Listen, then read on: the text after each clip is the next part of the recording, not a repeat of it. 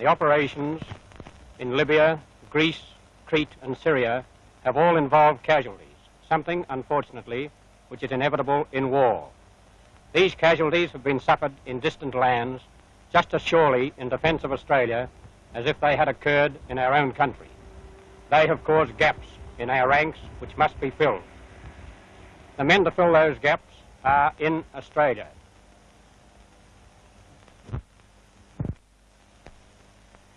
Men who have not yet enlisted still have the opportunity to do so, and thus play their part in the defence of Australia and share with us a unique comradeship which carries us with high spirits through the dangers and trials of war.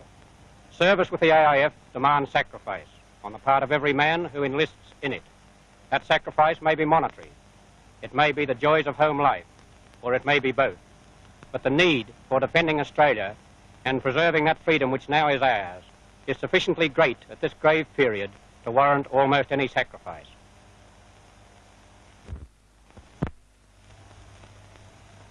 The AIF needs men and needs them badly. No one suggests that war is a pleasant occupation, or that enlistment for service overseas is a contract to be lightly entered into. But the need for defending Australia and for preserving that freedom which now is ours is sufficiently great in this critical period to warrant almost any sacrifice. Australia so far has contributed substantially towards the Empire's war effort. Contract lightly entered into, but the man who could enlist and doesn't is losing an opportunity not only to defend his country, but to allow his manhood to reach its highest plane.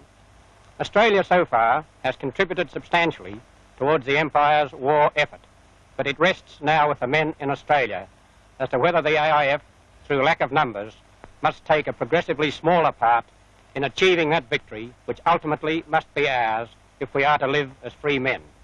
That victory is not yet ours, and the AIF needs men and again needs them urgently. And I would say to all men in Australia, don't let Australia and us down if it is humanly possible for you to enlist and help. The tank is the spearhead of the German advance.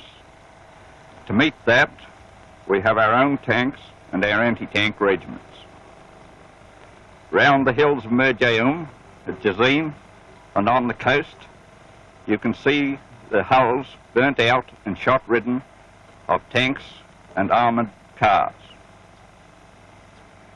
Any gun crew will tell you that there is no thrill to equal that of watching your shot strike a tank, seeing it burst into flames and plunge down a mountain side.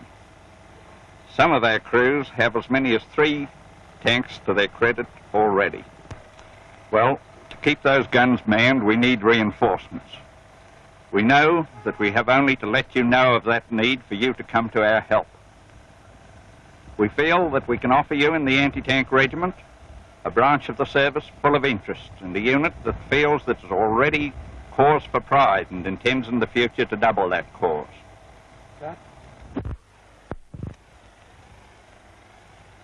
Reinforcements are needed.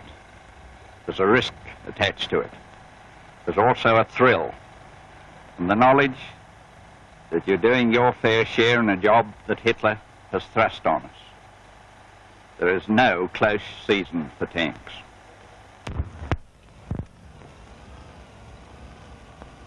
I belong to the AIF Signals Organisation, and I'm glad of the chance to put something of our point of view to you folks back home.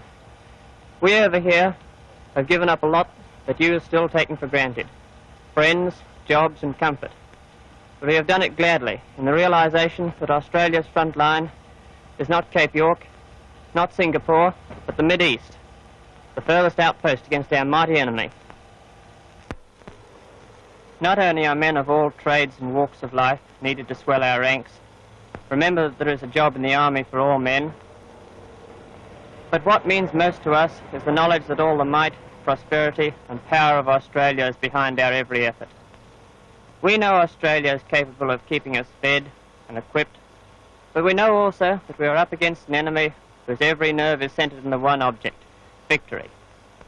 You constitute our foundations, and in you we put our trust. You are an army too, and as such must fight united. So send us guns and the men to fire them. Send us tanks and the men to form their crews. But send us also that peace of mind and the certainty of your cooperation in all ways. We have reached the turning point of the war, and victory lies within the grasp of either side. It will need the united effort of every man and woman throughout the democracies to ensure that that victory comes to us.